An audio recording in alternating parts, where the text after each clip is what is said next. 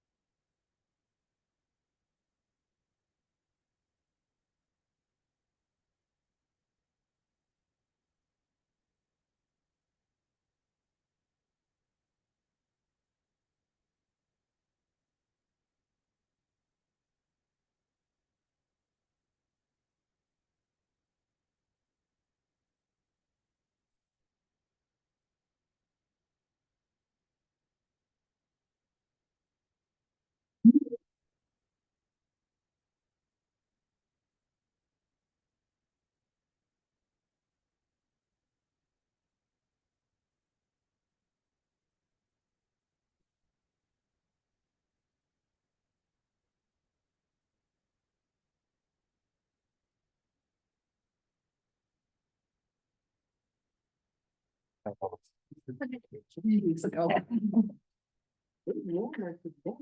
That's cool. Oh my gosh, it was so hot. Yeah, it was hot. Someone older, like it's here, but. Sometimes I don't have time to go get it.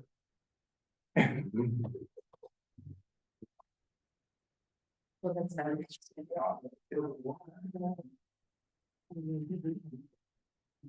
like all those. Here. And move everything over so they can.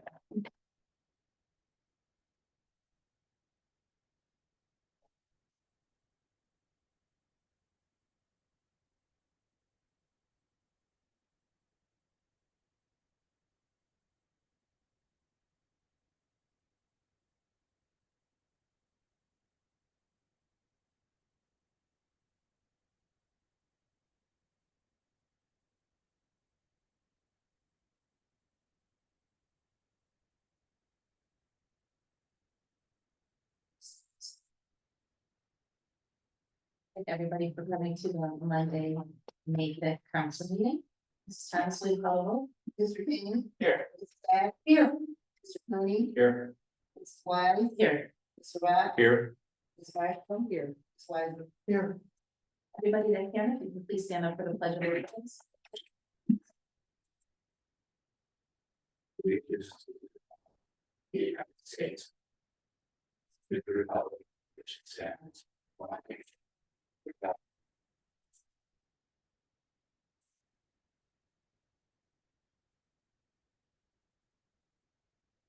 We do have the 21 minutes. Were there any items or corrections?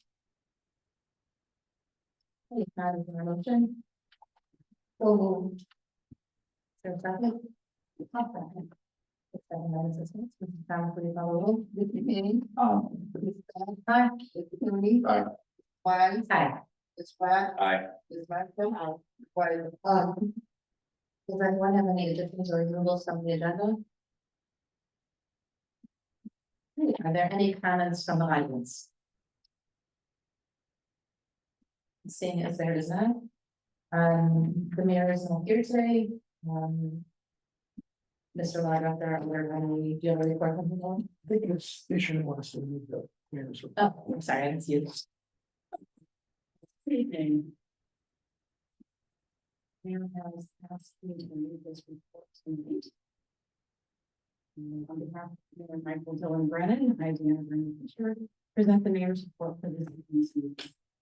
Mayor Brennan is traveling as part of the delegation of Northeast Ohio mayors and city managers on a mission of economic and sustainable development and goodwill between our region and our state's largest trading partner, Canada. This evening, the mayor is in Montreal. The Sustainable Home Fair. The second annual Sustainable Home Fair was a success. Hundreds of residents and neighbors came out on Sunday afternoon, April 27th, to attend workshops, meet vendors, and visit with community organizations, all for making our homes more efficient, making sensible investments in our homes that save energy and reduce our carbon footprint. Participants urged that the city continue this program for years to come. And by last year as mayor, I consider this one of the legacy programs of my administration, along with Juneteenth, Fall Fest, and the reestablished Civil Wars. My thanks to Deanna Brown Fisher, Alan Pennington, Ken and Jerry from the Service Department, and members of the Citizens Sustainability Committee, all the presenters, Idaho Soil and Water Conservation District, Idaho County Solid Waste District, Cleveland Restoration Society, and vendors and community organizations, too many to list. Finally, thanks to the Cleveland Heights University Heights Big School District, Heights Libraries, and John Carroll University for sending their brand ambassadors / mascots over to Grace Cooper in the Great Recycling Park race. Congratulations to TJ the Tiger for winning the race. On April 30th, the city commemorated Arbor Day 2025 by planting a Japanese lilac tree on East Scarborough Road by Canterbury Elementary School. The entire Canterbury student body joined in to help plant the tree.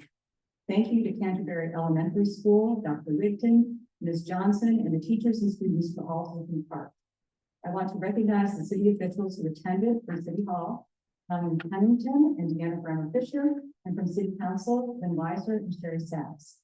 University Heights is slated to co-host with John Carroll University the Tree City Awards in 2028 in anticipation of what could be the city's 50th consecutive year at the Tree City USA. On May 1st, the city held a ribbon cutting to kick off the beginning of the 6-month pilot program for drop-off composting for University Heights residents. From now through October 31st, all University Heights residents may sign up on the city website to participate in the program.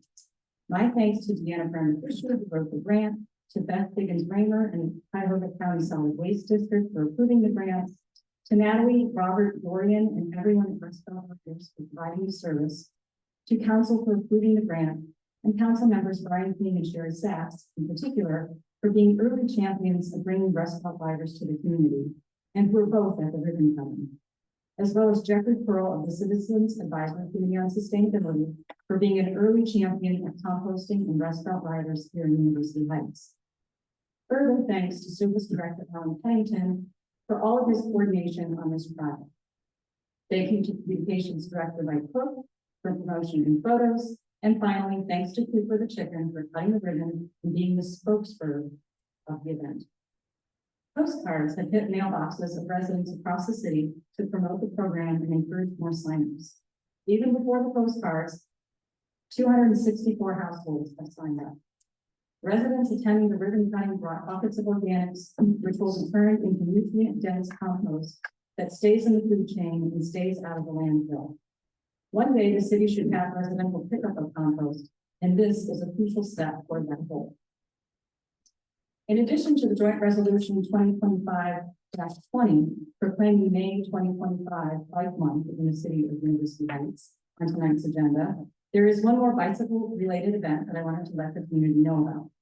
On Sunday, June 8th, in honor of the adoption of the Heights Regional Active Transportation Plan, Mayor Brennan is joining with Mayor Sarin of Cleveland Heights and Mayor Wheelo of South Euclid to host a Bike with the Mayor's bike ride that will start at the vault at 2 p.m., visit King Park in Cleveland Heights and Bexley Park in South Euclid, and our own Purvis Park before returning to the vault. Along the way, the ride will highlight parts of the plan. Information and registration is available on the city's website at University Bike with the Mayor, and there are also some flyers. In September 2024, the last month before upgrading to curbside automated recycling, University Heights residents recycled 16.67 tons of recyclables. With curbside automated recycling in April 2025, University Heights residents recycled 43.07 tons of recyclables. That's over 2.5 times more. Keep up the great work, University Heights. Since the last meeting, Deanna Bremer Fisher and I both completed a certificate course in government accounting at Tri-Cities College, in a class consisting of approximately 12 newer and aspiring local government finance professionals.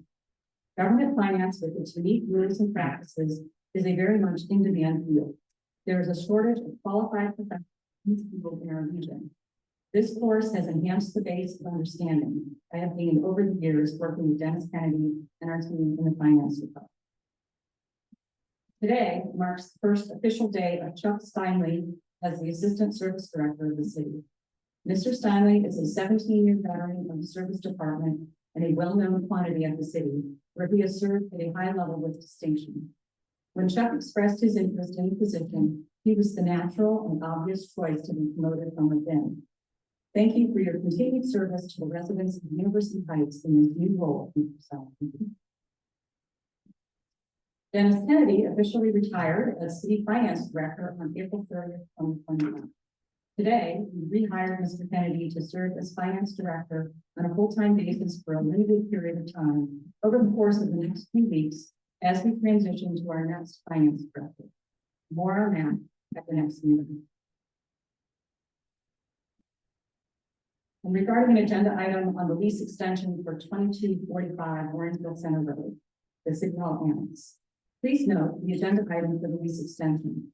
This office suite serves as the office space for Economic Development Director Susan Drucker, Human Resources Manager Bill McFerrin, and is used regularly by the Finance Department as well. It is the location of meetings of the Memorial Day Parade Committee, the Citizens Advisory Committee on Sustainability, among other meetings. It is the one space the city has where meetings and communications that must be kept confidential may be had securely. It is the only city meeting space that is modern and ADA compliant, with meeting space close to the parking. Please note that there is no increase in the rent for this one-year extension. I encourage you to approve the extension and authorize the mayor to sign the extension before the current extension lapses at once. Thank you. This concludes the mayor's report. Thank you, Ms. Bowman.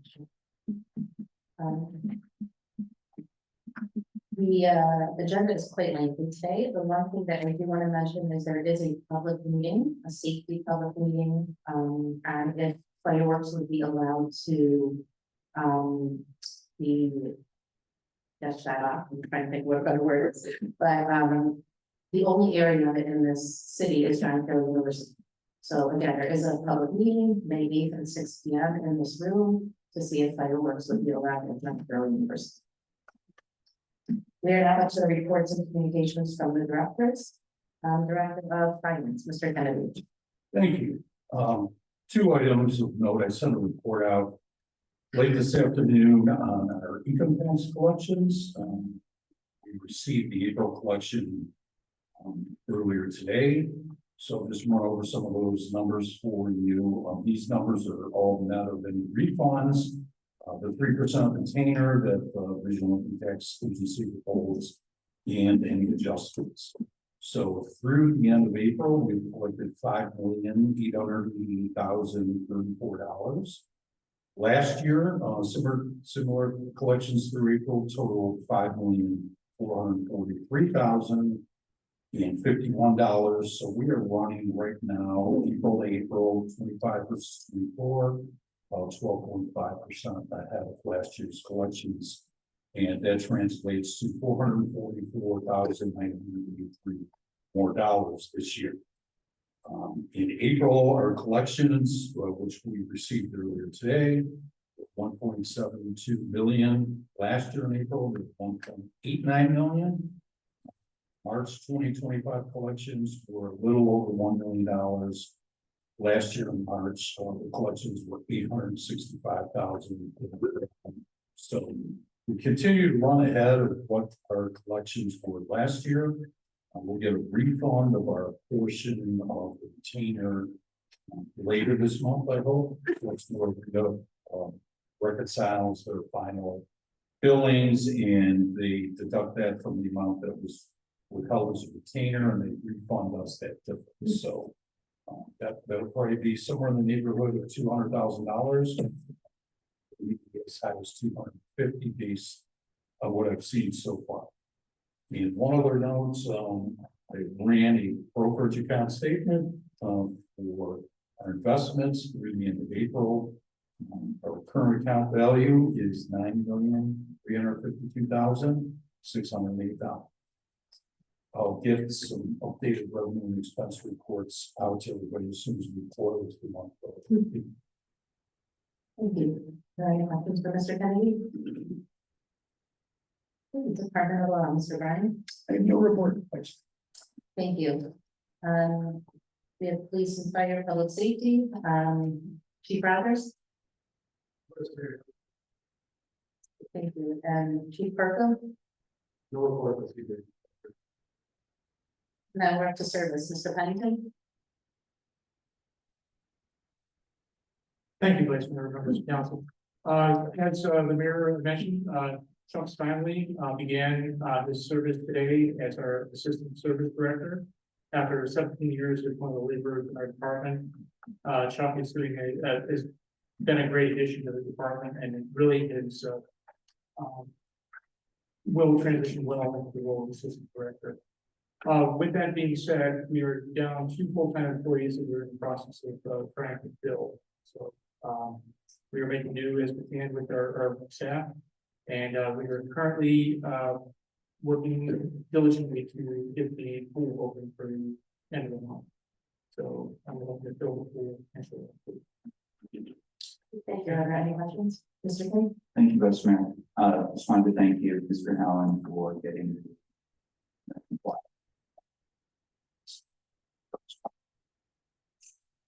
and the fire department.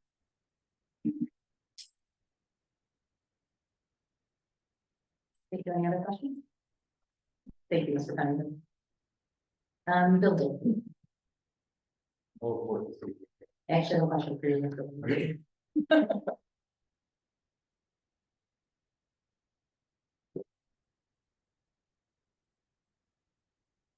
I was just wondering, I know we were told that, Bell Tower will be starting a permitting process for the, to start with the, done with the part of the garage. Have they submitted any type of permit work yet? I have not received any permit for that work yet. No. We received permitting for the, build out of the interior space for urban air. That's it. Okay, so nothing about it there. Nope. Okay, thank you. Are there any other questions? Housing and community development.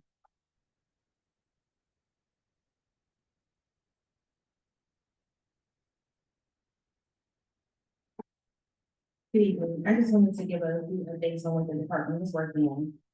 The exterior inspections began May 1st, and will be looking at the end of July. The department supervises and clarity for the exterior maintenance program. The department is also working on changes and updates to the website.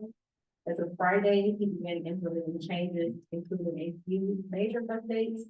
Most notably, the key for the exterior maintenance program that now includes the year in which the inspection will be conducted, along with the list of streets for 2025.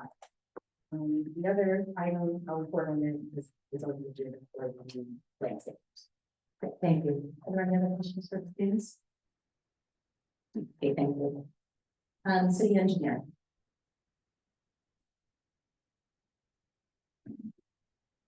Good evening. I just wanted to give you a quick update on the Sisley Water Main project. All of the new water main has been installed and they're waiting for clean water. It has to come out and test it, make sure that there's no leaks. It's holding pressure and that it can be chlorinated. Once it's active, they'll do the 11 service connection replacements. And they could probably do like 3 or 4 connections a day, as long as there's no issues. So that would probably be another week worth of construction. And then they'll move on to pavement restoration. And I was trying to get a confirmation from the contractor today as to the schedule. I'll update you as soon as I get that. And I'm just working on our other projects that I hope to bring to council at the next meeting. They asked to go to the pavement marking and the street repair projects. Great, thank you. Are there any questions for Ms. Markey? When are we gonna see street repair ready for that? I'm hoping next meeting to bring it up here, ask for they okay to go out to bids and give you an estimate as to where we're at. Working on it diligently, so. Okay, thank you. I do not see Mr. Cook here. Does anybody have a report from him? Just the mayor told me he's at a school related to it.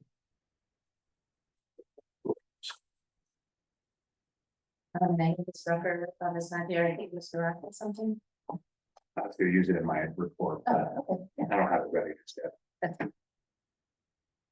Okay, we are now up to the agenda. The first item on the agenda is the planning commission recommendation for the approval of the application from Breeze Homes for Shlomo and Gatos Land, seeking approval of recommendation to city council for the demolition of the existing house at 2530 Cleaver Road, and the approval of site plan for the construction of a new single family dwelling, subject to entering into a development agreement with the city of both. I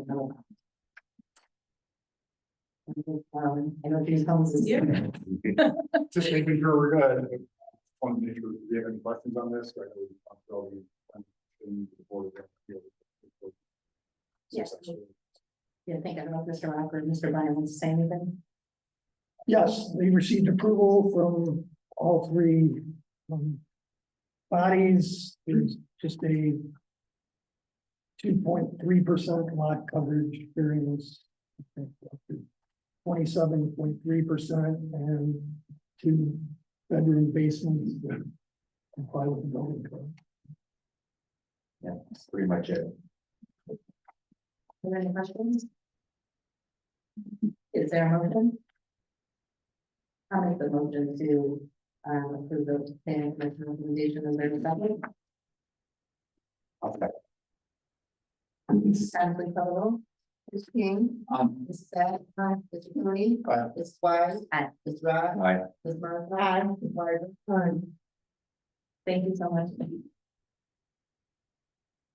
Letter B, planning commission recommendation for the passage of ordinance 2025-07, establishing section 1280.14 of the zoning code prohibiting the manufacture, distribution, storage, and sale of fireworks. We do need to take this off the table because it will refer to planning commission, so we can first have a motion to take it off the table. Don't move. Minus 16, Thomas, you call the roll. Mr. King, Mrs. Sad, Aye. Mr. Cooney. Aye. Aye, Mr. Rock. Aye. Ms. Martha. Aye. Ms. Martin. And Mr. Brian, do you want to say anything about this? The planning commission recommended passage. Yes, so it's just for, the public. It's exactly what it's, prohibiting of manufacturing, distribution, storage, and sale of fireworks in the city. Yeah, there was really no discussion on it, it was. Oh. Is there a motion? Is there a second? Second by Ms. Marshall. Mrs. Thompson, call roll. Mr. King. Mrs. Sad. Aye. Mr. Moody. Aye. Mrs. Suarez. Aye. Aye. Mr. Driscoll. Aye. Ms. Weatherby. Okay, let's see, resolution 2025-20, proclaiming May 2025 Bike Month in the city of University Heights. And I know that, sponsored by Mr. King, and if you would like to read the proclamation. Thank you, Vice Mayor. All right, so we'll do the resolution proclaiming May 2025 Bike Month in the city of University Heights. Whereas bicycling is a sociable, healthy, green, and economical mode of travel, and whereas the state of Ohio recognizes bicycles as valid vehicles for use on all University Heights roads, and whereas University Heights streets and buildings are ideally arranged in a compact, well-connected pattern, making it easy to walk and bike businesses, schools, and recreational and cultural facilities, and whereas University Heights continues to assess its transportation network and connections with other cities, finding grants for projects that improve the safety and comfort of bicyclists. And whereas University Heights, in May of 2024, modernized sections of the city traffic code relating to bicycles to reduce barriers to entry and reflect best practices recommended by the League of American Cyclists. And whereas University Heights, in collaboration with the cities of Cleveland Heights and South Euclid, adopted the Heights Regional Active Transportation Plan as a guiding document for future decisions related to safety improvements for all modes of transportation and bicycle and pedestrian infrastructure program. And whereas the Northeast Ohio Regional Coordinating Association has awarded the cities of University Heights and Cleveland Heights with $385,000 in grant funding for improved Taylor Road, all road use, including pedestrians and bicyclists. And whereas educating cyclists on the proper and safe operation of bicycles and motorists on how to properly share roads with bicyclists, including our school children, is important to ensure safety and well-being of all. And whereas the League of American Bicyclists, like Cleveland, the Heights Bicycle Coalition, and Transportation, Recreation, Fitness, bicyclists in University Heights and other cities are promoting greater public awareness of cycling during the month of May through events such as Work on May 12th through the 18th, like the Work Day on Friday, May 16th, and Bike to School Day on May 7th, which brings attention to the importance of creating safe routes to schools. And whereas Ride of Silence take place in Greater Cleveland on Wednesday, May 21st, in which University Heights will participate with hundreds of other cities internationally to honor those killed or injured while riding on public streets, and to be observed by joining participants who will ride at John Carroll University Heights or University Hospital, where they will join other Cleveland area riders supporting them. Now, therefore, be it resolved by the Council of the City of University Heights, Ohio, that one, the mayor and city council do hereby proclaim May 2025 to be Bike Month in the city of University Heights. This city encourages all residents to review the laws and regulations governing bicycle safety and to use the bicycle for transportation, especially for trips within the city of University Heights. Section 2. Notice of passage of this resolution shall be given by publishing the title and abstract of this document prepared by the law director once in a newspaper of general circulation in the city of University Heights and on the city's social. That's the contents of the resolution. I did want to talk a little bit more about the Ride of Silence. I'll once again be leading that ride for the Heights Festival Coalition this year. rise solemn. Memorialize those who've been injured, killed, and trapped. The rise on Wednesday, May 21st. We will gather at 6:30 p.m. in parking lot southeast end of the Science Center. 5-mile ride to University Hospital. I will be guiding you back to John Carroll. All of so as I will make motion. Pass a resolution proclaiming May 2025 Lights Month in the city of University. Mr. King, is there something? Any motion, Mrs. Thompson, follow. Mr. King. Aye. Mrs. Smith. Aye. Mr. Mooney. Aye. Mrs. Flowers. Aye. Mr. Rock. Aye. Ms. Barker. Aye. Ms. Wyder. Thank you. Letter D is motion to approve work order from Manick and Smith for the North Cliff Water Main specifications and construction administration in the amount of $19,552. So a month ago, we approved this project so that we could include it in the budget. And this is just to finish up the engineering and then the construction administration during the construction phase of the project. It's engineering piece for those two parts. Right now, the project is, the plans are for the water, waiting for the approval. And as soon as that comes, staff with approval, we'll move on and get it out to bid. Thank you so much. Are there any questions? Okay. I just have one question. I noted, in the assumptions, the first thing we reads, the plans were prepared by GDP Group. Are these plans from like last year? Well, they had the chance to take a look at them and do some revisions to them. So they did update them to current standards. Okay, and they did do the design work.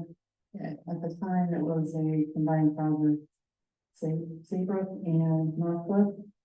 This is the one that got split up. Yeah, so this is them, Thank you. no problem. Thank you, guys. Are there any other questions? I will make a motion to approve the work order. Is there a second? Second. Mr. Thompson, follow. Mr. King. Aye. Mrs. Smith. Aye. Mr. Mooney. Aye. Mrs. Flowers. Aye. Mr. Rock. Aye. Ms. Barker. Aye. Ms. Wyder. Thank you, Ms. Matthew.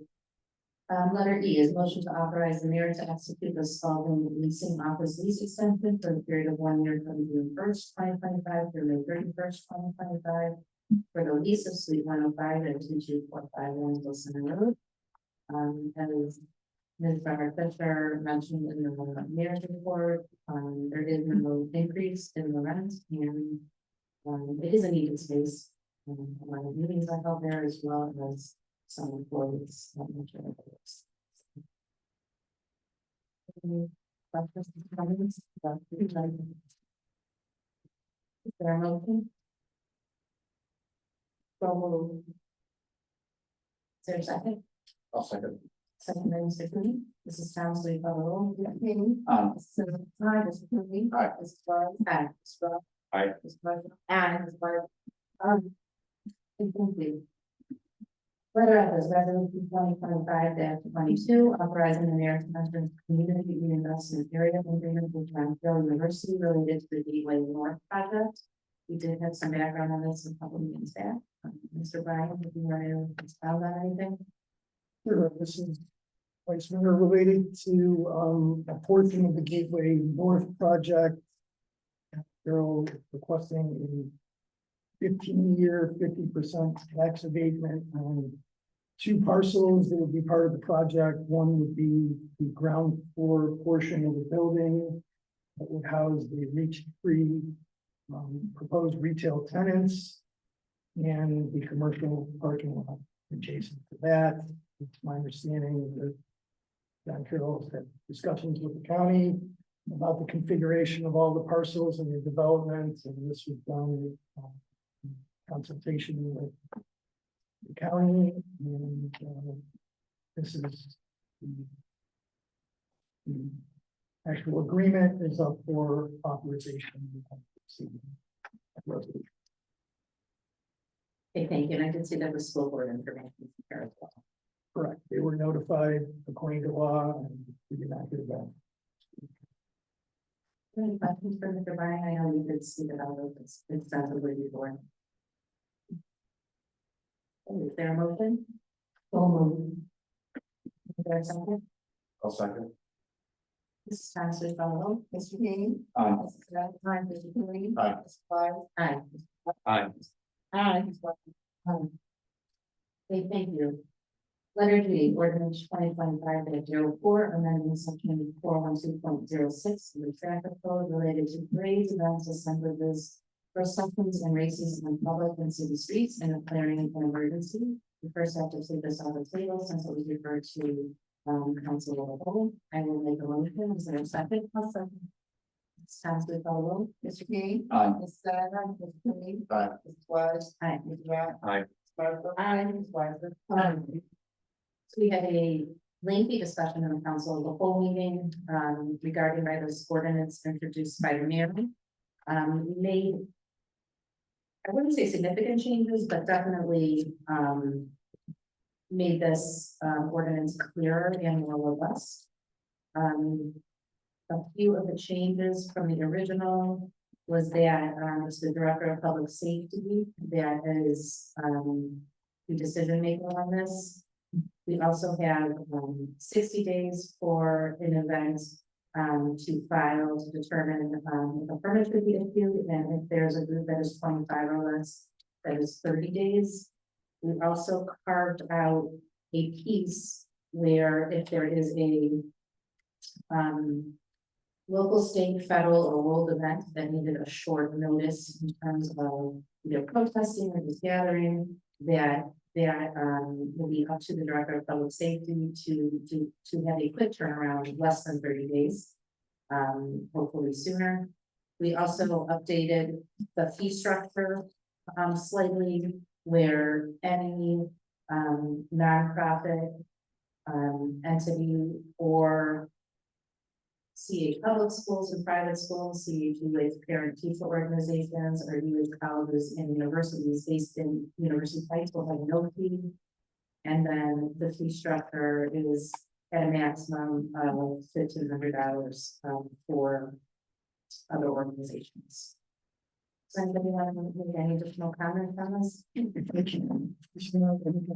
Additional items, an appeal, it was clarified that any appeals of the safety director's decision or to the police court, not the council, within 30 days.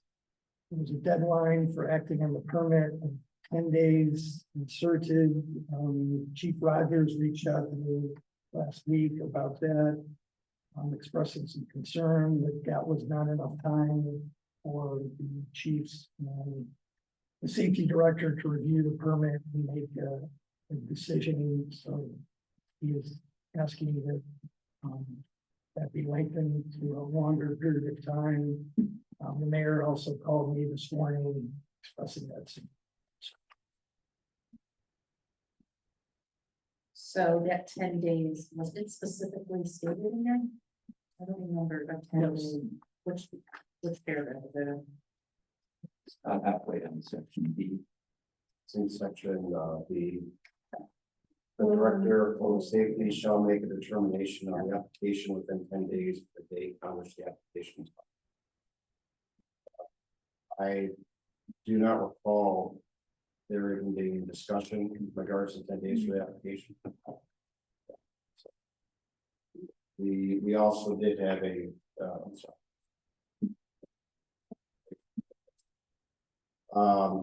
There's the sentence prior to that.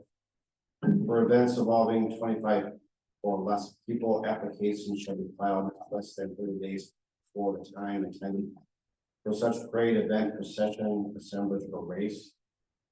We did have a brief discussion on that, but we did refer back to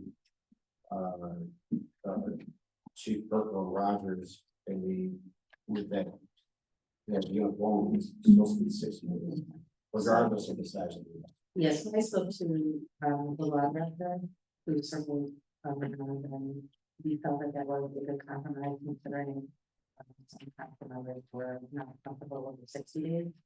So for small ones like that, the manpower should not be as difficult to answer. Well, my concern is that we had a pretty healthy discussion. We were in agreement. That was not part of the discussion that would be regardless for the 25 or less people. We agreed to 60 days because that's what, based on the recommendation for Chief Rogers and Chief Perko, it will be 60 days. So I'm more concerned that we came to an agreement and then when we get this on the agenda, it's inserted in without any discussion. So there Like was, from the committee. I hear what you're saying, but I'm not sure you recall, there wasn't consensus on the council. So there were 2 members that were not comfortable with that, so that's also the law. Okay, so are we going to remove that? So I personally am comfortable keeping it in. We can have, we should have a discussion about this also, in addition to recommendations. We'll work with that. Advisor? Let me clarify my position on that. I clearly said I was not in agreement with what you had proposed to leave that in. I made it very, very clear when we had the council the whole meeting, so there wasn't a full consensus regarding it. I will be very honest with you. I firmly believe if there's 25 people or less, that 30 days is more than enough. I think asking for 60 days for the planning for a very small group is outside the window of the amount of time that it really should take. And I'm probably not going to move off of that. And that's for that part. So just let me clarify that so that because you're reading this into the record, I was very, very clear. I did not agree with that. Thank you. I listen. Yeah. My concern is that I understand it was in full consensus, but we were comfortable enough at 60 days regardless of the size of the event. And so. But not everyone. That's Well, why, you that's know, why I spoke to the. But that's the whole point of taking this in committees. We're not debating this during a council meeting. So It was, you can have 25 people. If they do a 5K race, you can have 500 people do a 5K race. The planning is still the same. so I hear where you're coming from, and we did have a discussion on this. After speaking with the law director and knowing that there were council members that were not in favor of that, I think this is a healthy solution to a very small I one. You would- could disagree with that, that's I fine. would- Yeah. I would like to hear from Chief Perko and Chief Rogers in regards to the size of the event. If 30 days would be an appropriate amount of time. Chief, do you mind coming to the podium?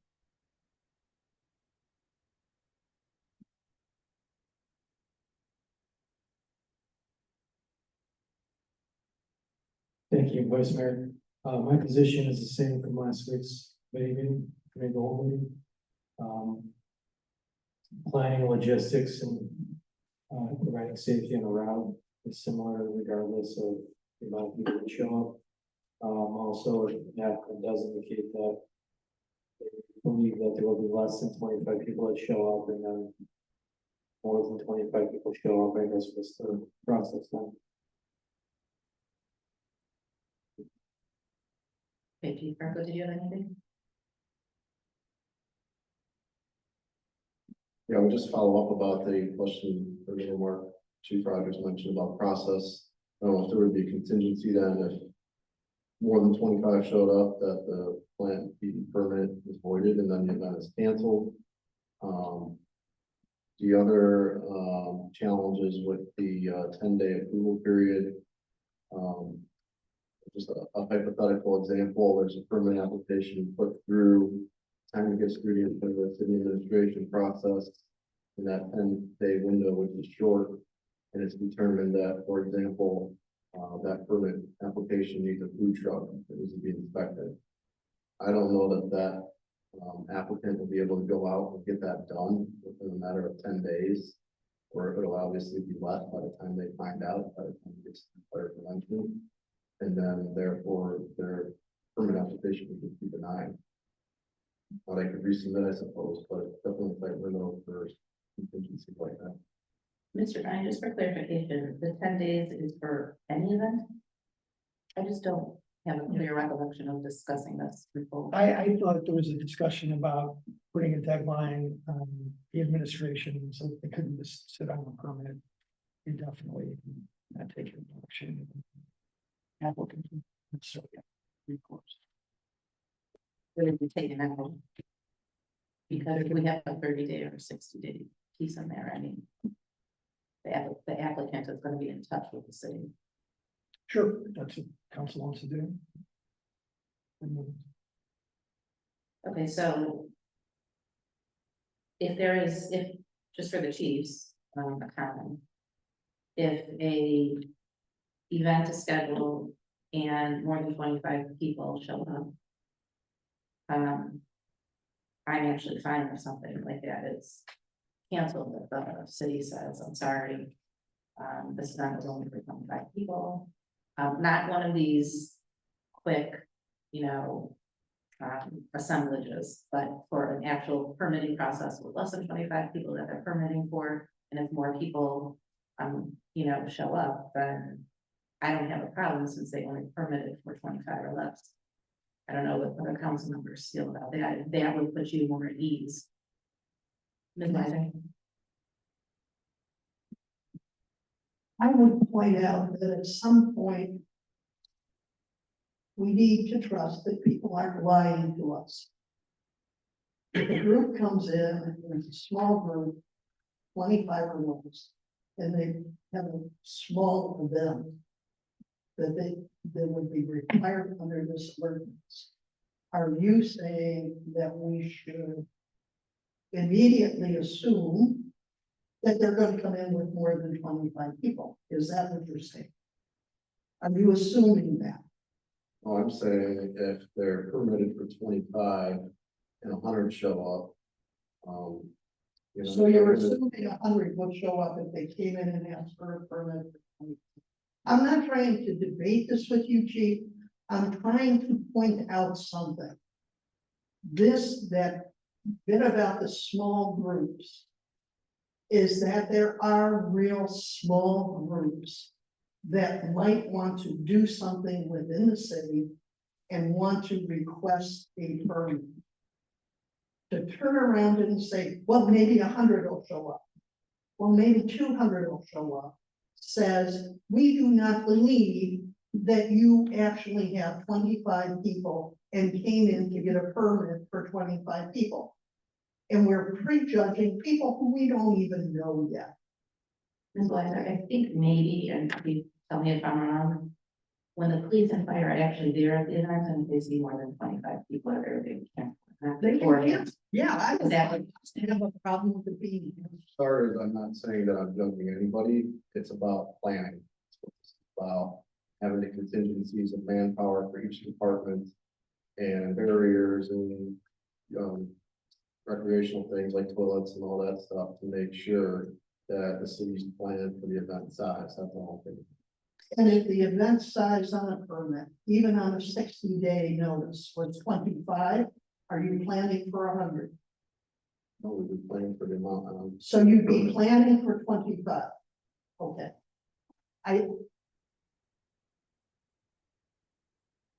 That's my point. Vice Mayor, if I just add, if that's gonna be the case, I would just recommend we put on the application that you're permitted for 25 or less people. And if you have more people at the event will be canceled. So that was the time they're filling out the application, but that's.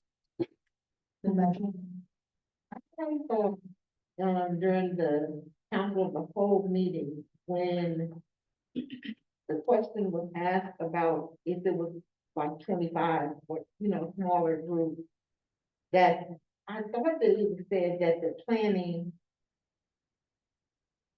would be different, that it wouldn't be the exact same planning for a smaller group of people. But today you're saying, no, that's not the case. No matter how many people it is, the planning is still the same. Planning process is still the same. We're going to review all the components that we need to be needed and then implement whether those are necessary or not based on the type of event, where it's at, how many people. I think that's what's throwing me off, the how many people. Everything else is consistent, but. So there is something you would do differently if there were 100 as opposed to 25. But it's still gonna take the same time frame, you still need 60 days regardless, is what you're saying. It's not as much as the amount of time that looks at every individual plan, it's the fact that as an administration that's doing this collectively with everything else going on, it's the amount of time to get these type of things processed. For an example, what it looks like on Shaker's ordinance, these get referred to their recreation department. And their department at glance looks like it has about 15 people on it, prior to it ever going to any of the other city service departments. But we don't have that. Exactly, so it takes We also time keep it here commitment ourselves. on behalf of all the department heads to put this together and process. Mr. Good?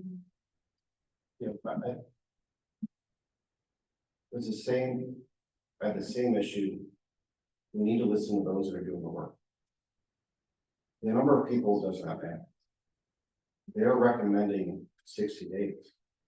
They're the ones going to put it together. One of the reasons we went from 30 to 60, because if there is an issue, the time for that event to react to it, if it's 30 days, that doesn't give them any time to come up with a comment.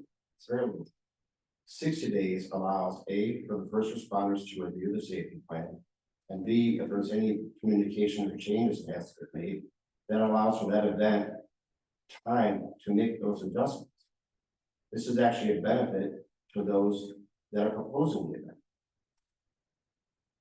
regardless of size.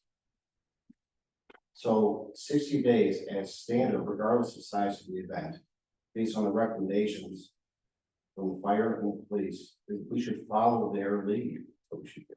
We're not doing the work. We're not setting the plan. They're doing it.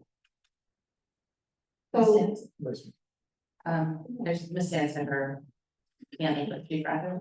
I was gonna, were gonna respond directly to. Yes, I just want to reiterate a comment I made last week. Our city seemed to be having more events than we ever had. As a result of that, over the past year, we were able to work with our union reps to establish a process to ensure that we're not constantly ordering officers to work events in the city. And that product was a process in collaboration with union reps in the city, or the police department administration, where we would post side jobs to work these events. We have to give them at least 30 days notice, 30 days before the event to sign up for it. And then anything after 30 days prior to an event, we would then give any outstanding or unfilled security or resource positions that are not filled back to the requester or the vendor to fill themselves with private security. So that was discussed at the last meeting last week, where we will ensure that 30 days prior to an event, we know for sure if we have enough resources from our own department to work it. If not, we give the requester 30 days adequate time to fill those resources if we can. Thank you, Chief. With that, Thank you very much for this discussion. I have a couple of different questions. So, the first question is about the time period. So 60 days is the maximum amount. It could be less than that. Is that correct? You guys can hear Chief Burkham, I'm sorry. Either fine. I'll start with you because of the union situation. Yeah, our Could be administrative 45 process. days, 50 days, something. Again, the administrative process in collaboration allows 30 days prior to the event for us to know for sure if we're going to have our own resources to work the event. If we can't confirm or we don't have all the positions filled in-house with our own resources 30 days out from an event, we send it back to the requester to fill it on their own through the private resource. Okay. 60 days is like a season. You know, summer, it's quite an ample amount of time. I wonder if that's something to talk to consider for union negotiations in the future. If we're finding that it's a problem for residents. Out there. And I'm also wondering about the number of people. So it's like 25 and then 26 to like 2,000. So maybe there's some understanding. I can't imagine that dozens versus hundreds versus, I mean, I've seen quotes about 2,000 people at an event that, you know, published more than that even. I can't imagine it's the same amount of man, you know, hour that's needed and the trees and, you know, all kinds of things. So perhaps there's some, you know, a little more to that. And then some kind of leeway, you know, if a 26 person shows up, are you really needing more? You know, maybe there's something, something to consider there. Yeah, respond. Again, you know, just a hypothetical, we have a 5K where we have to have a route, minimum amount of resources on the route and busier intersections. Also a trail car and a lead car. Those events also are advertised as well, where I guess a plan could say we're gonna have, you know, we think just 25 people, hypothetically, they're already within the 60 days from the event, so it becomes 25 for this event we're requesting. Really it's, we've seen also with the, let's just say a 5K where, you know, you'll have somebody that's in the lead, a significant lead, and somebody that's moving much slower, where the distance between racers can really extend significantly. So I'm not going to sit here and indicate that 25 to 26 is a huge difference. It really comes down to for certain types of events, we still have to plan accordingly for it. And if events are advertised, you know, who knows who's going to show up or how many people will show up. So to that point, we talked also at the meeting about the difference between a race, like an event that's publicized, versus a more spontaneous protest or assembly or something like that. And I'm looking at this one point, proof of liability insurance. Are we really requiring that for an event that's 25 people or less? You know, I mean, I'm just, it's a funny, it's almost arbitrary, the number 25, but. Ms. Marshall, I just want to make it clear, because I don't know who Mr. Cooney was implying is not listening to you all. And the reason I'm asking questions is so that I can get a better understanding and clarification. And so I just want to make sure Chief Rogers and Chief Purple understands that I'm not listening to you. I'm trying to make an educated decision, which is what intelligent people do. So I just want to make that clear. Ms. Lazar?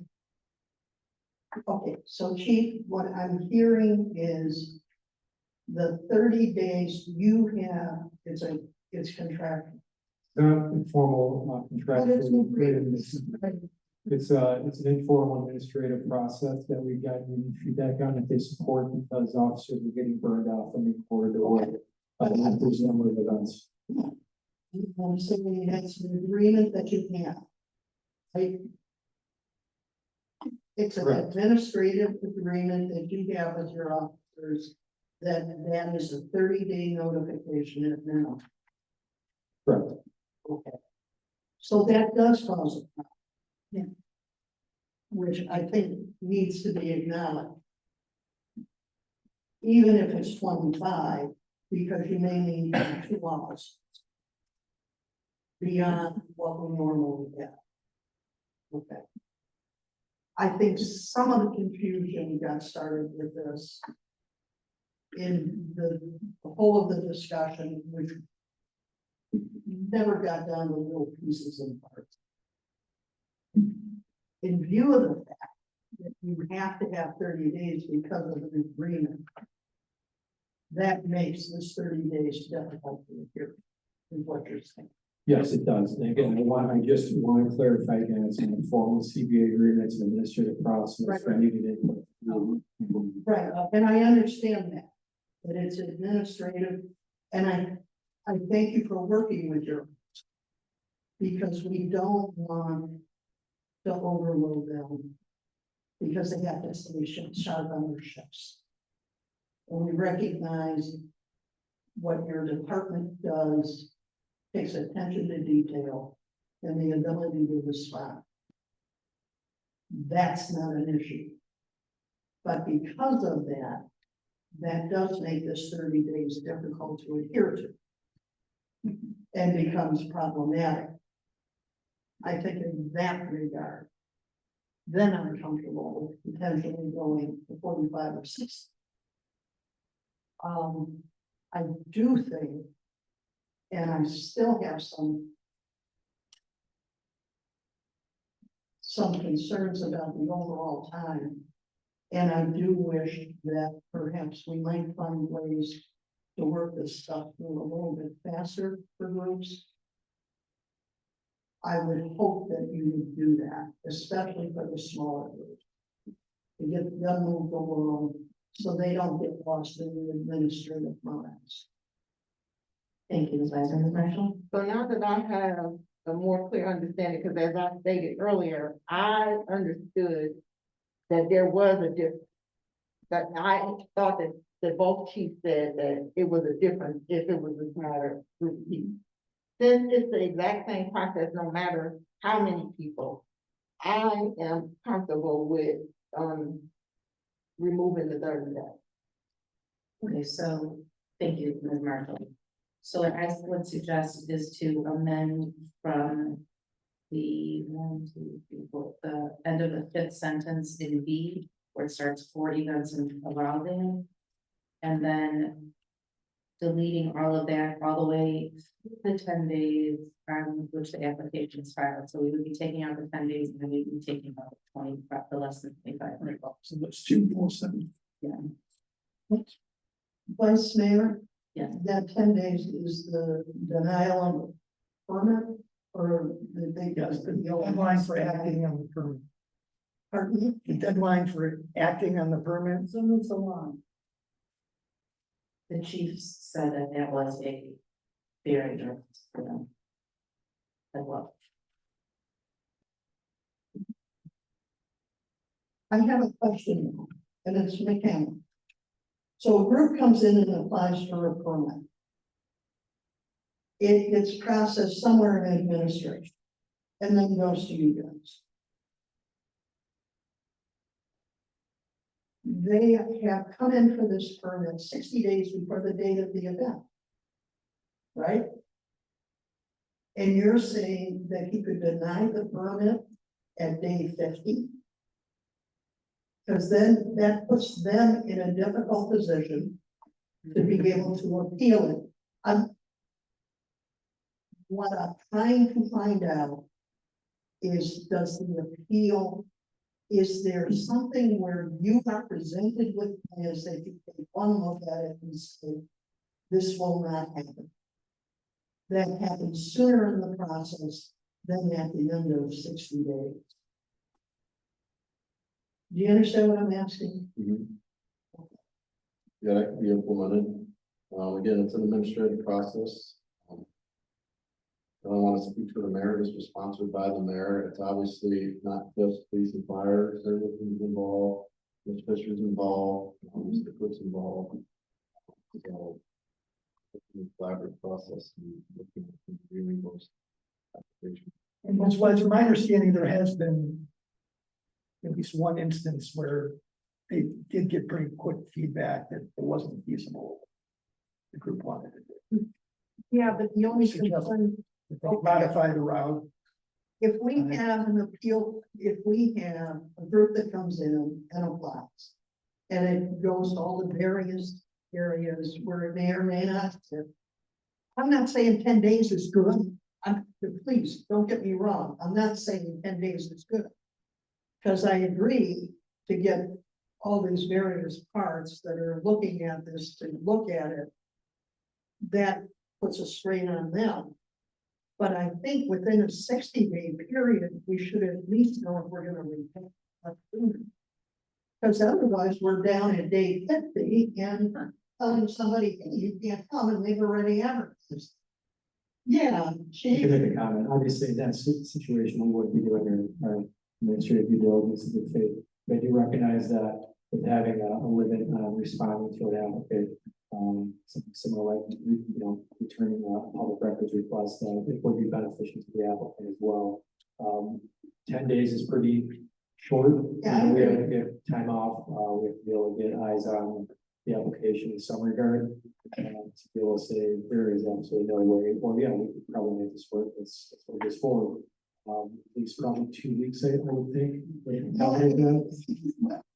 to take it out to even 15 days or 14 days, if that's better for you. My only concern is, look, both of you are on call. Both of you have multitude of things to do outside of looking at parade permits, and I get that, and I respect that. But we also have to deal with the other side, and having a clock, make sure this isn't gonna get lost on somebody. Yeah, again, I would say at least 2 weeks to allow all the departments that are involved in reviewing an application like this to get eyes on it and make consensus on whether this week can come later than. Thank you. Are you okay with that? Yes, I agree with that. I was just gonna make a point, that correlates with what Chief Rogers said about the unions. We also had a few labor management meetings with the fire union about the same thing with members being mandated for special events and frequency and short notice. We didn't necessarily come to an administrative agreement other than we would try to provide as much notice as possible. And I think that's a good thing. That's fair to the guys. I get that. Okay, thank you. So, Mr. Bryan, if we would delete that first sentence, but the second sentence would just be changed from that fourth. You can say 10 business. Yeah, either way.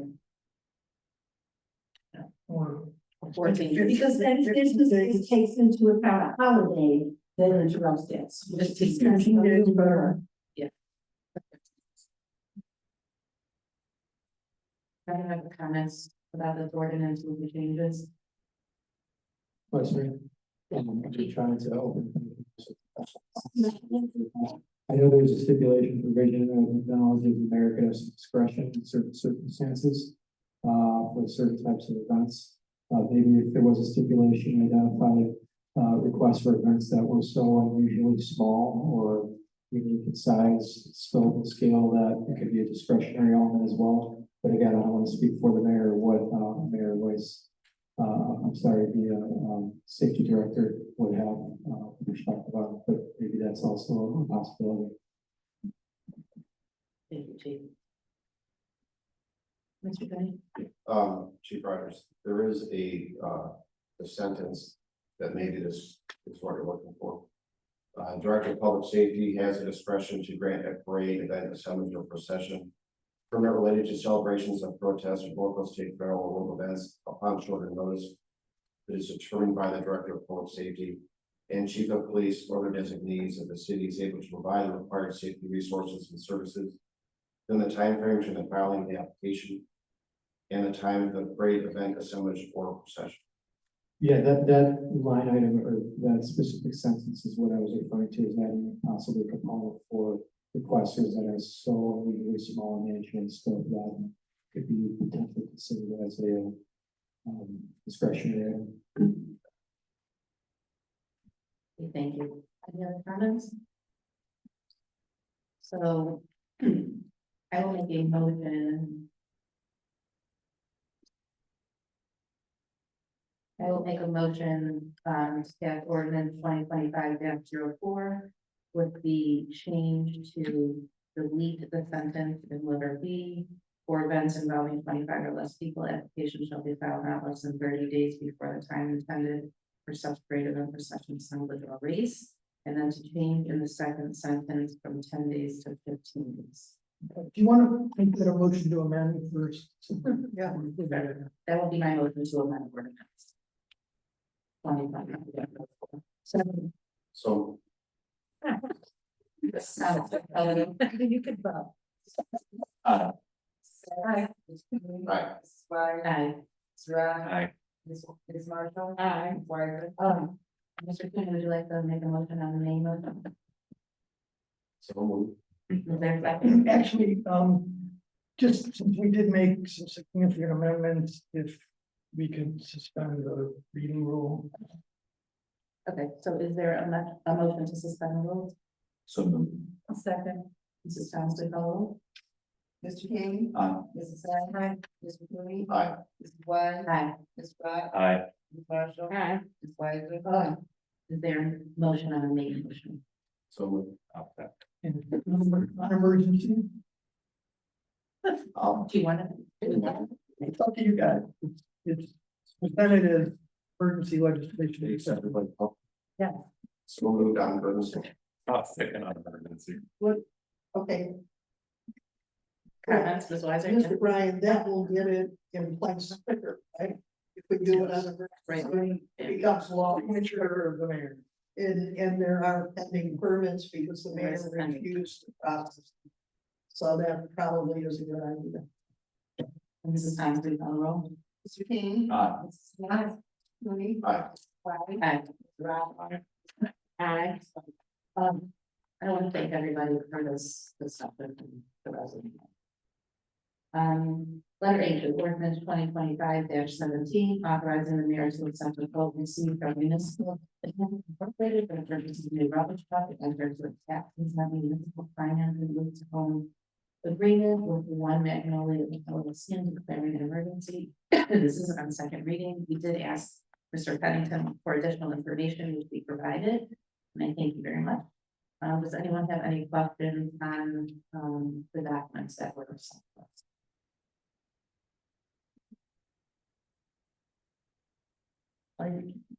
Vice Mayor Fitzgerald, you can, I mean, even if we pass this tonight, in finance, we could look at potential options if we wanted to pay it off.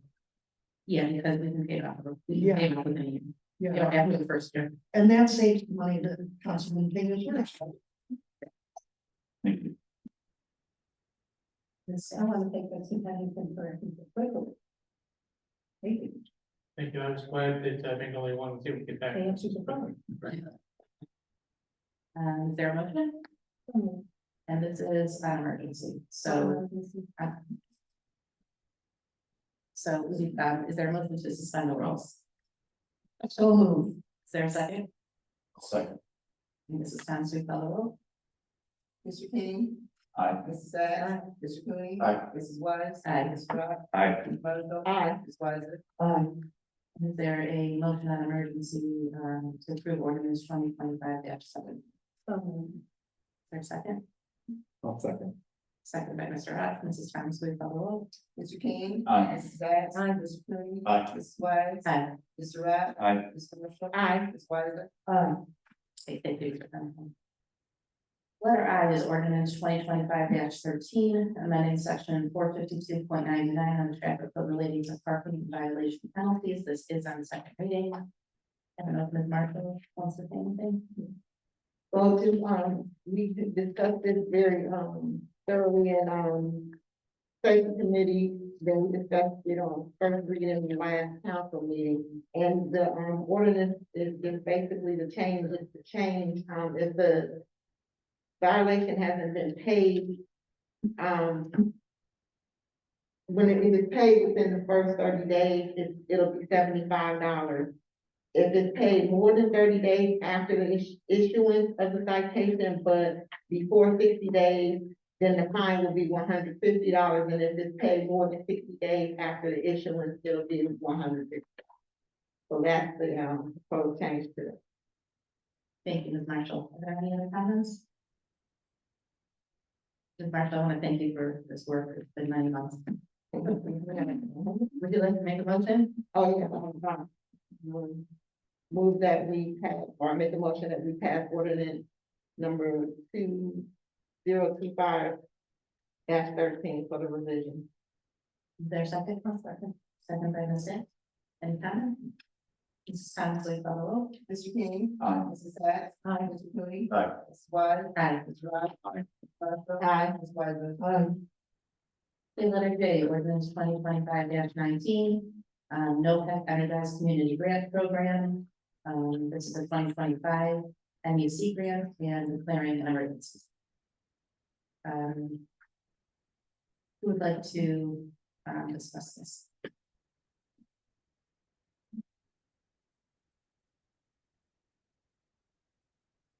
This is a $3,221 award from NOPEC for 2025. This is their energy energized community grant program. So these dollars can be used for projects that increase energy efficiency or upgrades to energy infrastructure. So, for example, the funds that we received last year, actually, the funds that were going to expire last year in November, we used to purchase the new bike racks that have been installed in the city. So what this does is just accept the grant award. Then put a microphone on the microphone, please. Yes. Okay, thank you. So this grant, tonight, we're just asking you to approve, and accept the 2025. In November, we'll have a project that will use 2023 grant, that was accepted, back then, allocated for a particular project. So there's no project tonight, but this is just accepting the grant. What ideas do you have for projects? Well, it's difficult for us because we don't have new facilities. Typically, these types of dollars would be invested in facilities to do energy efficient upgrades. But as I mentioned last year, we used the funds to purchase bike racks, and that was approved by NOPEC. We could, they've got a list actually of different projects, including purchasing an electric vehicle or leasing an electric vehicle. I think we've already installed LED lighting, but that also could be an option. Could also be an option, I think, to do some sort of trade-in program. I believe some of the surrounding cities have done some trade-ins of electric lawn equipment. So when people bring in their old gas-powered or diesel-powered equipment, they can get a rebate for switching to electric. So there's a number of things that we could do. I mean, I know that, we do have some facilities, we have a pool, maybe there's something there that could be done, so, some like we have a little more. Okay, so we're not sure what the project is. Right. And I had a question. Thank you. Thank you very much for bringing this here tonight. What I would like to see is when we do come up with some ideas in administration, we could hear about it in a whole meeting or something ahead of time versus, just a couple days before we have to vote on it. That would be, I think, very much appreciated. Thank you. Is there a motion? So moved. Is there a second? We need a motion to suspend. I'm sorry, I didn't realize. Is there a motion to suspend the rule? So moved. I'll second. It's time to call the roll. Mr. King. Aye. Mrs. Sacks. Aye. Mr. Cooney. Aye. Mrs. Wise. Aye. Mrs. Ross. Aye. Ms. Marshall. Aye. Ms. Wiseman. Aye. And I made motion. Motion. I'll make a motion. Is there a second? Also, an emergency. I'm emergency. This is time to call the roll. Mr. King. Aye. Mrs. Sacks. Aye. Mrs. Wise. Mr. Cooney. Aye. Mrs. White. Aye. Ms. Ross. Aye. Ms. Marshall. Aye. Ms. Wiseman. Thank you. Letter K, ordinance 2025-21, authorizing the mayor to enter into a contract. I'm sorry, on letter G, I don't know if we made an error, but it says take off table and second reading. Were we supposed to? We took it off the table. Oh, okay. Yeah. Oh, God. Okay. Thank you. So letter K, authorizing the mayor to enter into a contract with Liberatory Landscape Construction LLC for 2025 yard abatement program and declaring an emergency. Ms. Davis. And, I'm requesting city council to authorize and allow the mayor to enter a contract with Legal Tours Landscaping Construction LLC for the 2025 yard abatement program. We received 4 bids this year. The bids are similar and include the following: top level lawn service LLC, Legal Tours top level at $40 per house. Legal Tours Landscape, $110 per house. Rail and Quality More is $60 per house, and K Miller, bid payment is $140. Ours Landscaping and Snow Removal was the winning bidder for last year's yard abatement program. Robert Thurman, the owner, was prompt and thorough in his submission of dated before and after photos of his work. The lowest and second lowest bids came in at Top Level Lawn Service LLC, who was the lowest bidder, but due to inconsistencies in paperwork and issues with documentation, I would not recommend bringing him back. The second lowest bidder was Rail and Quality Mowers, but they failed to provide the documentation necessary in determining their ability to provide the services desired by the city. I recommend the accept Liberatory Landscaping Construction LLC for bid for the 2025 season. To request council accept their bid and allow for entering into a contract with the company. If approved, housing inspectors will begin siting properties for tall grass on Monday, May 12, 2025. Liberatory Landscaping Construction LLC has 4 vehicles, which includes 3 trucks and a car in their fleet. Dominic Liberatory, the owner, has at least 2 large visible clients, including Sherwood Ridge Condominium Association, located on Morrisville Center Road, and the Shaker Heights Public Library on Van Even. When the report was printed, I was unable to reach the references, but as of today, I heard back from all 3 of them, and they highly recommend him. Thank you, Ms. Davis. I just have a couple questions. When was this sent to be bid out? The dates were, it was advertised April 10th through the 17th, and bids closed. Okay, so I guess number one is I would suggest if we can send this out much earlier, like in January or February. Because you already want to start in the middle of what, next week, May 12th. So that's, you know, if we say no today, you can't start that. The second question I have is, I'm really uncomfortable charging residents $110. What kind of documentation did Top Level and Relevant Quality not give? The Top Level was the inconsistency. So I believe that we used them from 2019 to 2022, but there was inconsistencies in paperwork. It was the Rail and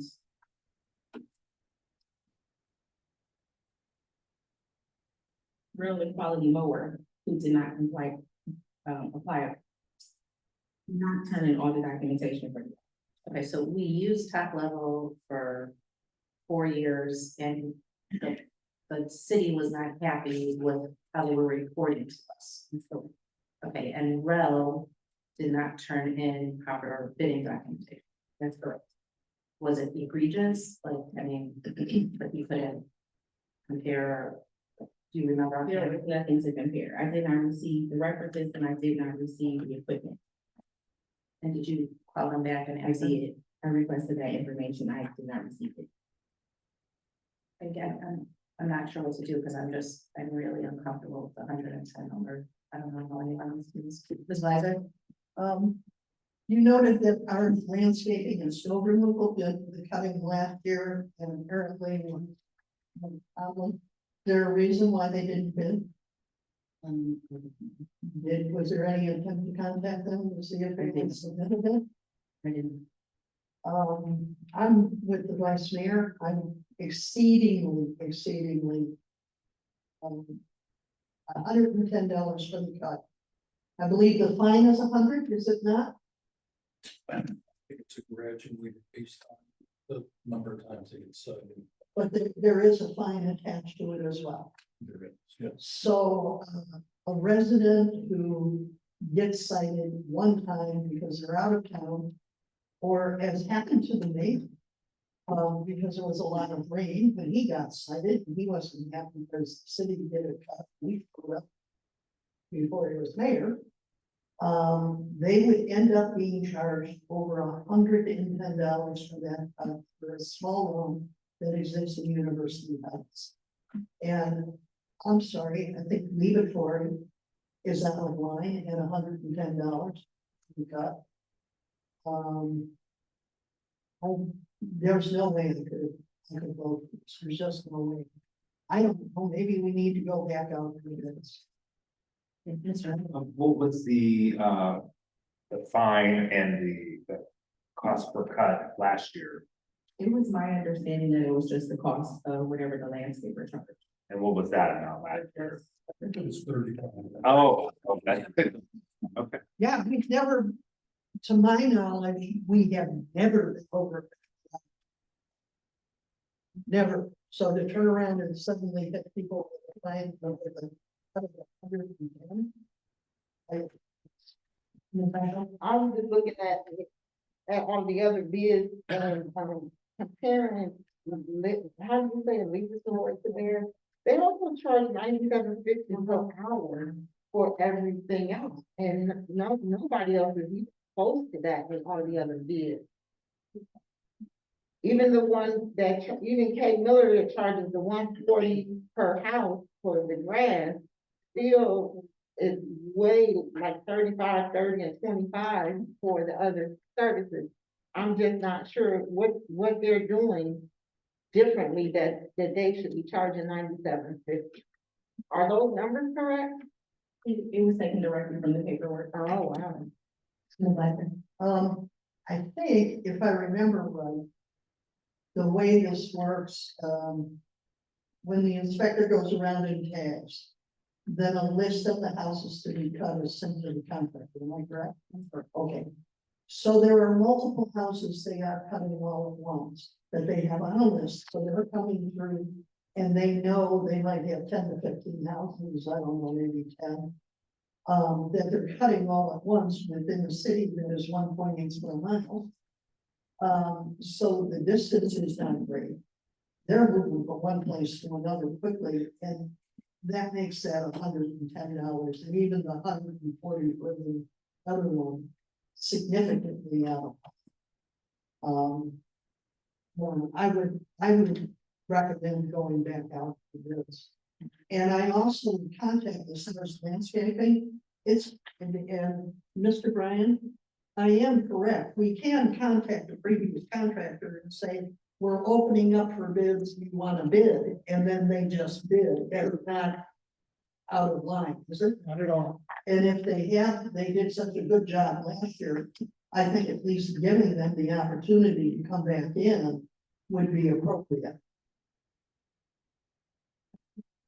So my question is, if we receive additional bids and they all come in at a comparison rate, then what do we?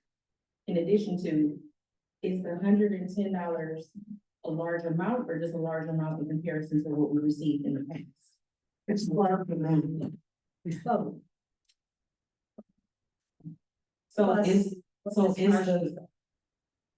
the goal of this to encourage the owners to take care of it themselves? Or are we providing the service? Because the grass cutting takes a lot. So I think my question is the $110? Yes. And they have a fine on top. Well, I'm not sure about the fine. I asked the question and I was just told that it was the amount that the landscaper charged. Well, that's what goes to finance, I think. And Mr. Kennedy, you said that is based on the fine occurs when it's more than one cut. I believe we get a waiver on the first one. I'm not sure. We had some problems, the fact that somebody gets cited, say on Monday, and the grass cutter would show up on Wednesday, and And cut the that's- grass and do some houses, like, I don't have enough time to green. Yeah, And then you send them a bill for $150, and then they call me, say, you know, my payment is. and it becomes problematic. It is not.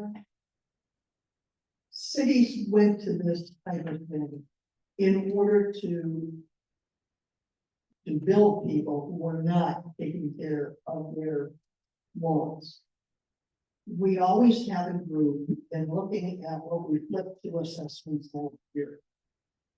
And I believe I brought this up in building interest. We had a fair number that we were pushing on to the assessments that were at 150 because of the fine. And that took that 35 up, so they got penalized in the end because they didn't pay. And obviously, they only had one cut that they had not done. They learned their lesson on the first cut. I think, I hear what you're saying is, we could take a punitive approach. And that's a punitive approach. And say, we're gonna charge you $110 right off the bat, and by golly, I'm sure you're gonna cut us after that. And I don't think that. I think a lot of people get tagged. And for reasons, as Mr. Kennedy just said, if you get tagged on a Monday, you got 3 days, which means it's during Wednesday.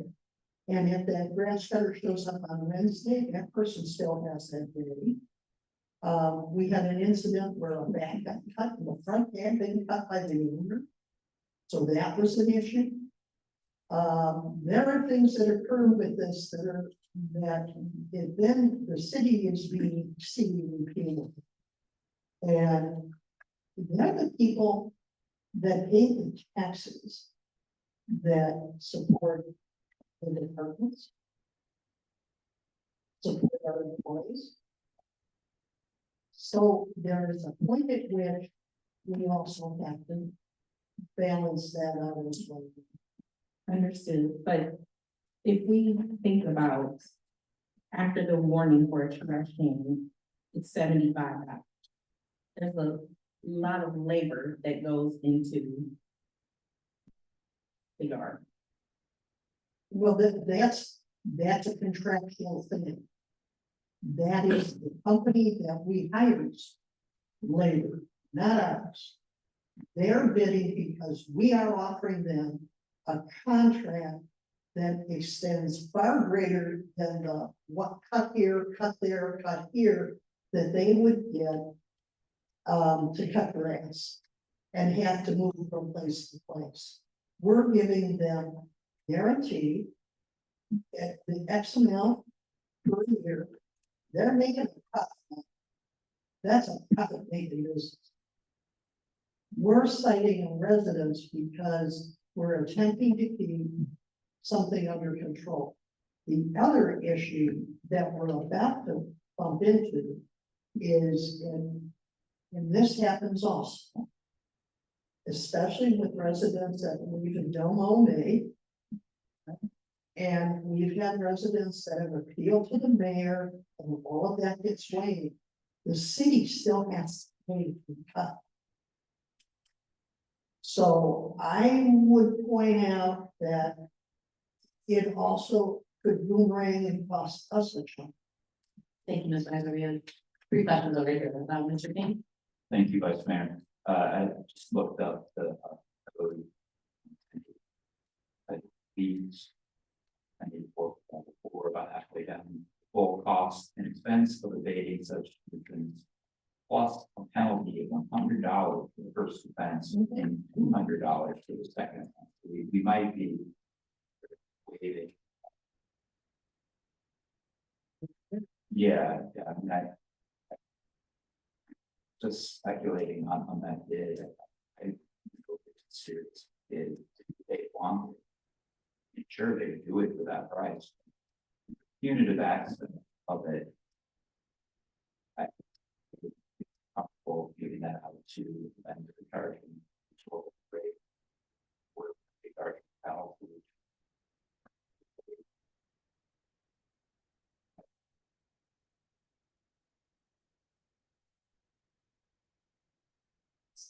Thank you. I mean, in general, with increased prices at this time, I just feel very problematic. Is there, do we have any understanding, do we track at all why people say they haven't, why they observe or they haven't cut the lines? I mean, it could be someone like they're on vacation or they're in rehab or something happened, you know, injury or illness unanticipated, or just they didn't cut their lawn. But I'm just curious if people fall on hard times, you know, temporarily, this is just salt in the wound. It's, I think it's pretty exorbitant. I think that's the thing. Right, so I see that we should either vote to either approve or reject the contract or, you know, move it to. Yeah, Mr.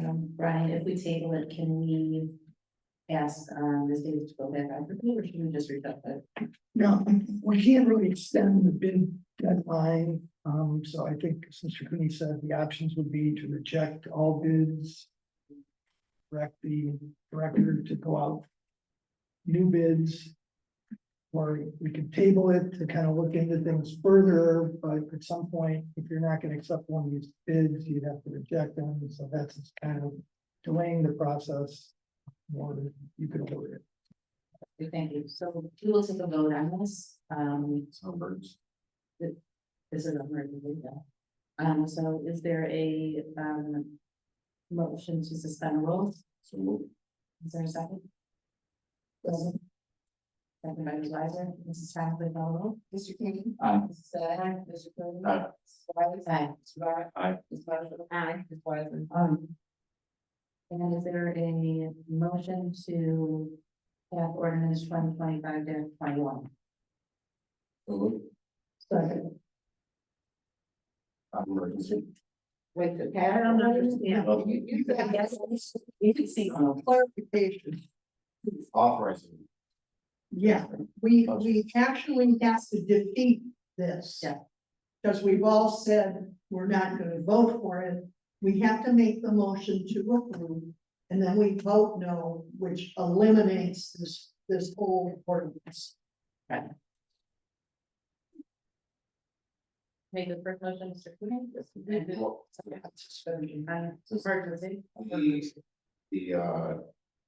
to ordinance 2025 authorizing the mayor to enter into a contract with the Village Board of Landscape Construction LLC for the 2025 irrigation program declaring an emergency onwards. Second by Ms. Weiser. Mrs. Chadwick, call the roll. Mr. King. Nay. Mrs. Sacks. Nay. Mr. Cooney. Nay.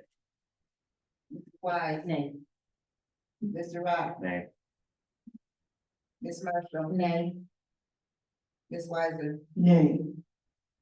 So, Ms. Davis, I would like it if you can go back out for bid. Yeah, I would recommend, I don't know exactly the bid documents that, but I would be safe, protect all, feel somebody should do a motion to reject. And motion to reject the bids that were submitted. And request the director to go out for a new bidding process. So move. Well, we have to add it to the, right? Yes. Okay, so, I'm glad and under. so is there a motion to add letter L, a motion to redraft all bids and request the directors to go out for new bid? So move. Is there a second? Sounds good. Mr. King. Aye. Mrs. Sacks. Mr. Cooney. Aye. Mrs. Wise. Aye. Mr. Rock. Aye. Ms. Marshall. Aye. Ms. Wiseman. Thank you, Ms. Davis. And if you can also call RS Landscaping.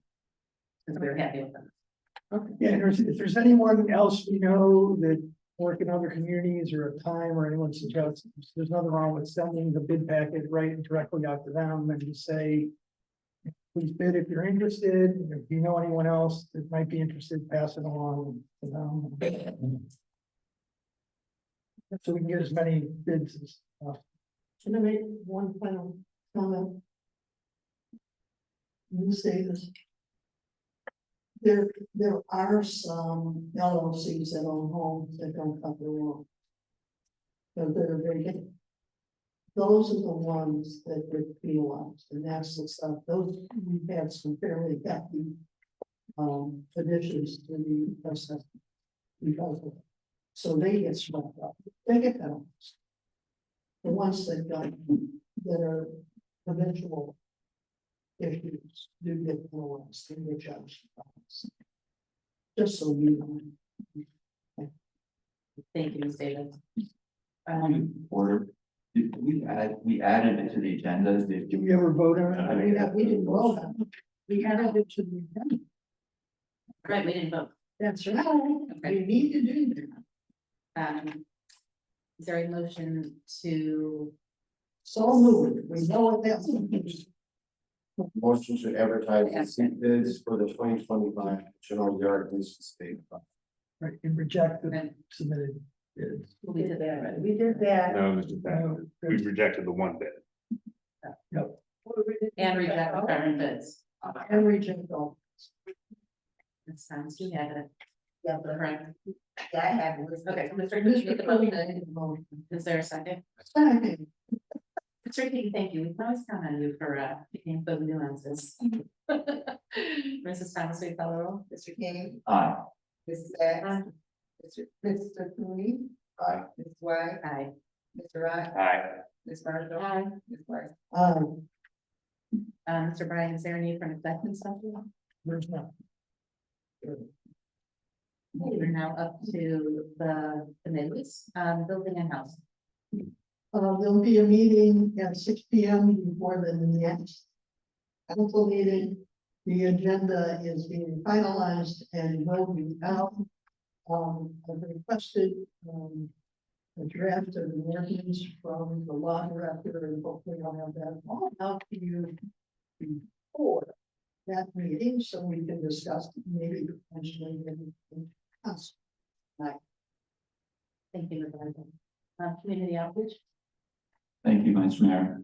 Following the committee of the whole meeting that we had this Monday, started to make some adjustments to the sound system here, reduce the volume on the speakers here, and we have had no feedback this evening. Thank you. Thank you. At the same time, they increased the volume of the speakers heading out into the audience. Folks here all right this evening. I'm seeing heads nodding, so again, thank you, Sir Rich. I believe we've worked through most of the issues with recording. I'm still waiting for them to get back to me on an issue with how the videos save. I'm waiting on that issue to be resolved before I hand off meeting creation, things like that to council and having a training session. Have you been able to find out how to upload this stuff? Yes, so that the next thing I was going to mention, I have reached out again to Mr. Cook to uploading the meetings again to YouTube. I saw today that he uploaded several meetings, however, they're from Zoom. So I shared the meetings that have been done with the Teams room set up. I'm not sure where the miscommunication was there, but I'll reach out to him again and see if we can get the recordings set up and the new system to use it.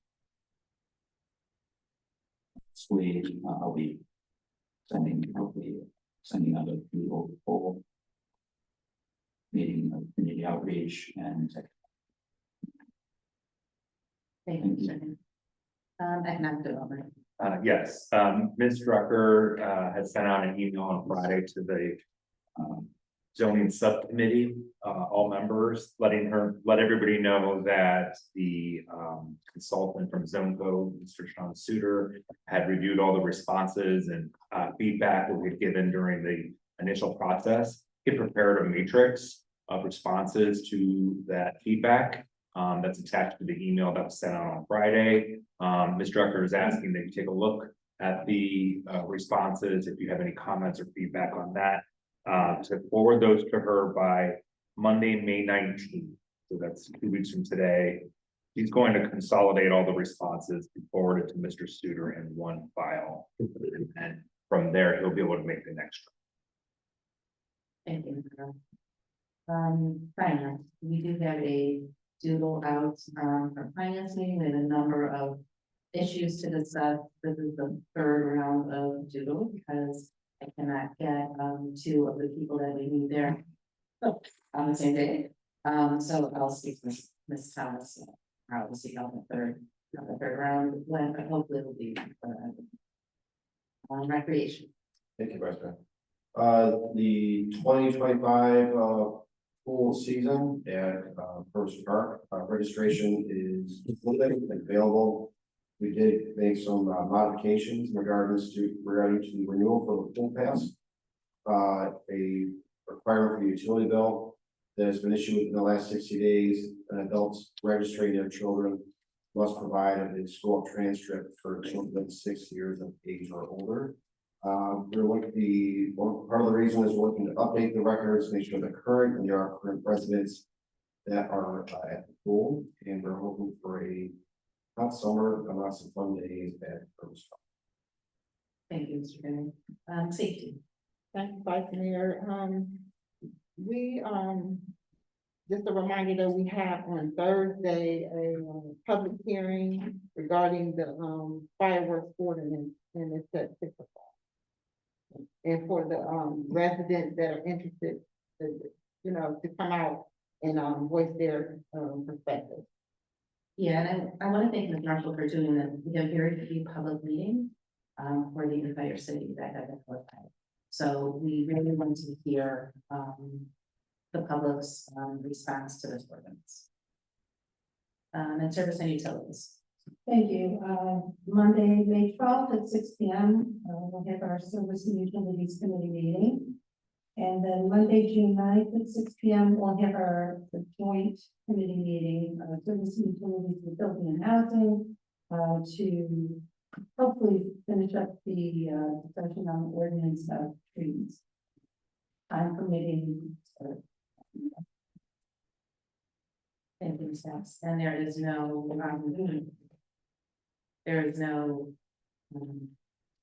report for committee of the whole.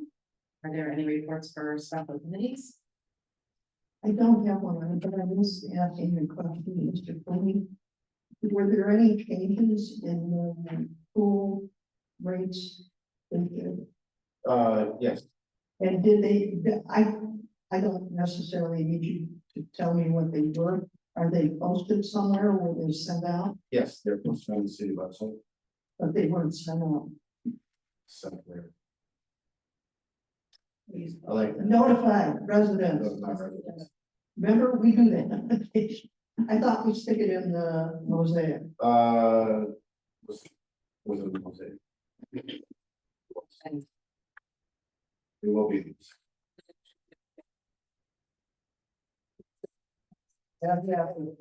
Before the pool opens or after? Right. A minute before. Right. So people need to look at the city website so they know what the rates are now. Yes, they can register with the city. If they go to the, to register at the city, they'll be posted out there. Okay, thank you. We do have a CIC meeting, for special committees, so I wanted to make, that notice, I think it is tomorrow, and that's at 7. Is there any unfinished or miscellaneous business? Is there a motion to adjourn? So moved. Is there a second? Second, by Mr. King. This is Thomas, please call the roll. Mr. King. Mr. Aye. Ms. Wyatt. Aye. Mr. Wyatt. Aye. Aye. I want to thank everybody for coming.